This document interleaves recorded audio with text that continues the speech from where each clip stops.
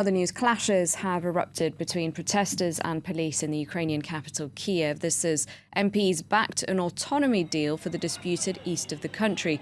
One Ukrainian National Guardsman has died after being injured outside Parliament. The Interior Ministry says provocateurs used firearms and grenades. In all, some 100 people were injured and about 30 arrested. Joining me now from Kiev is our correspondent, Oliver Carroll. Oliver, so who were these provocateurs and weren't any of them injured?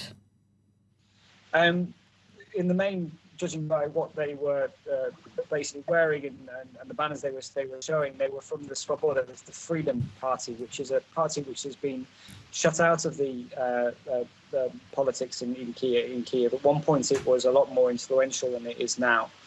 And for the most part, they were from that party. They arrived with a very angry mood. The atmosphere following the vote was quite ugly. I saw the beginning of the clashes, which basically was the Svoboda protesters throwing all kinds of munitions at the police. The police responded, and then we saw an escalation with what seemed like a grenade, what's been reported later as gunfire. And a number of police officers were injured. I saw several being dragged away, and we hear that one National Guardsman actually died as a result.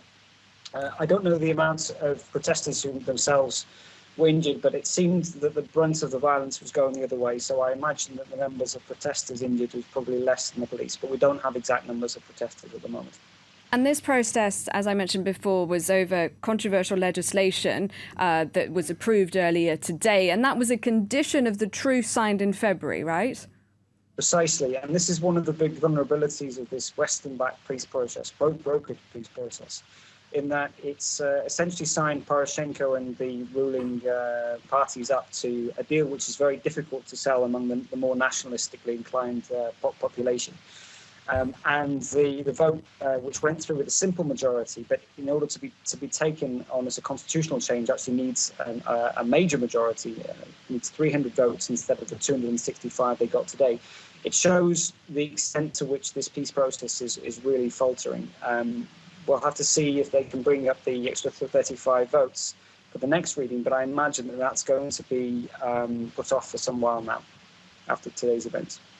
OK, thank you very much for that update from Kiev, Oliver. Oliver Carroll reporting.